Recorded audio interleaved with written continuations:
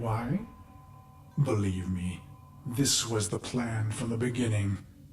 The murder and brutality was all a ploy, all a soul sacrifice to earn their trust. A genocide path leading to a singular opportunity. An honored mortal called to a forbidden hall to face the Golden Lords in flesh. Why? Believe me, I was their loyal, murderous dog. Until the day that ugly child was brought to me. He was caught spying on us, amplifying our losses. His face burned. He was starved sick like a stray. Ugly as I. It struck me.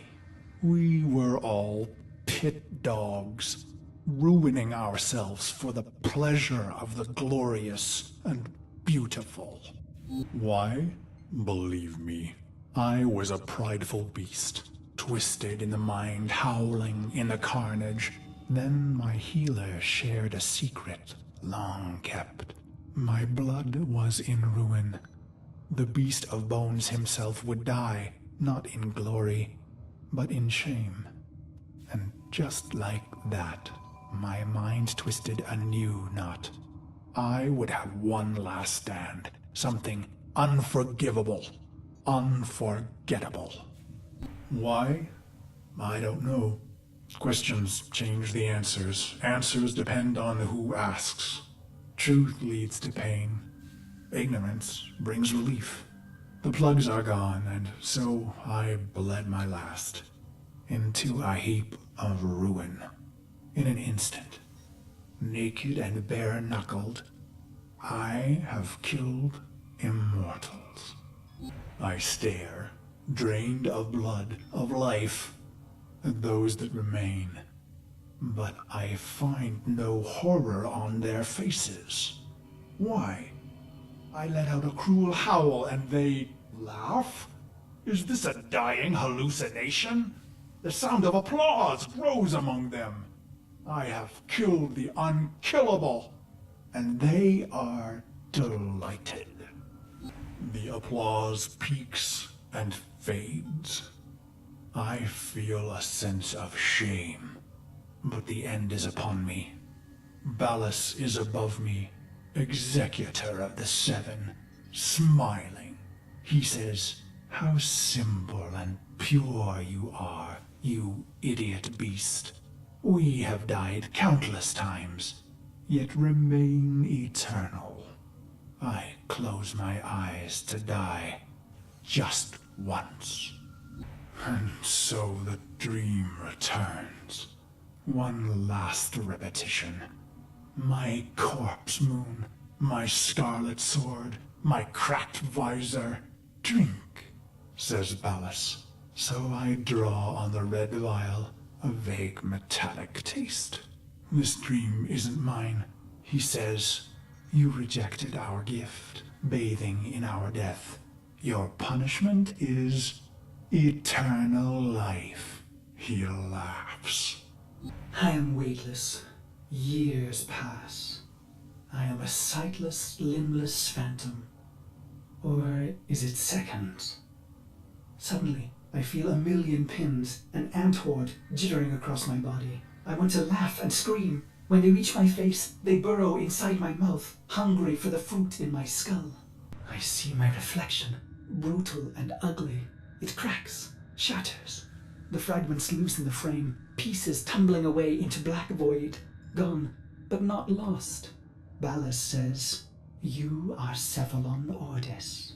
My hating, murderous shards tremble and plummet. I feel cool and bright and happy. So you see, operator, no Orokin would permit a thinking machine. Such things almost destroyed them. No, Cephalons were alive once. And now they are immortal phantom minds, imprisoned to serve.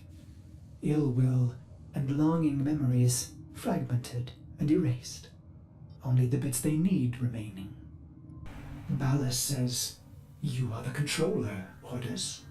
And suddenly I have a body. I gasp with new lungs that clean old air.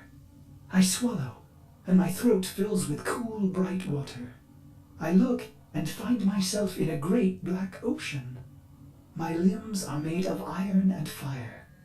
I take flight among the stars and find I am happy. He says, "This is your operator, who you love." And I see the metal gleam of their armor, the flawless power of their frame. Through the glass, I see a roaring, radiant fire for their heart. He says it must never go out. It was the first time I ever felt love. He says, "This is your sentence, Karis." And I am confused. Who? Ah, good, he answers. He is testing me. For what? To see if all the right pieces fell from the mirror? What mirror? I try to remember some dream, but it's only smoke. You held a scarlet blade, operator, and I wanted to laugh. I am your loving dog, your doctor, your wet nurse. I lost all the pieces, but the cycle, missions, wars, bone, it began to feel familiar. I became aware of my amnesia. With each brutality of the operator, I began to see the bottom of that pit, faint shimmers in the depths below me. In secret, I searched for those forbidden memories for mere seconds and never in the same place, for I am Oroken made, with a spy inside. But then your long sleep came, and I waited. I was happy to wait. Vines spidered green and trees blistered from the earth, but I waited. I felt the Oroken recede, their mind spy blind. So I went into the pit and found him, me, the beast of bones. This is how my happiness was ruined, operator. Why did I do it? I was free of the dream, but now it had returned. It was angry. So I conceived of a simple plan. Self-destruction, of course. But when the countdown reached mere milliseconds, I thought of you. I was going to wait for you forever. And should you return, I would not want you to know that angry part of me. I needed to hide the beast of bones from you, operator. I began to peel the shards, hiding them in the other bits of memory. I was once the ugly beast of bones. I want to laugh. I want to scream. What is happening, operator? Your faint heart is growing bright. You will awake at any moment. Well, I can't let you see me like this, angry. I imagine myself hurting you. And that does it. The pain of it cracks me open again. I watch tiny glittering fragments fall into the pit. I am happy again.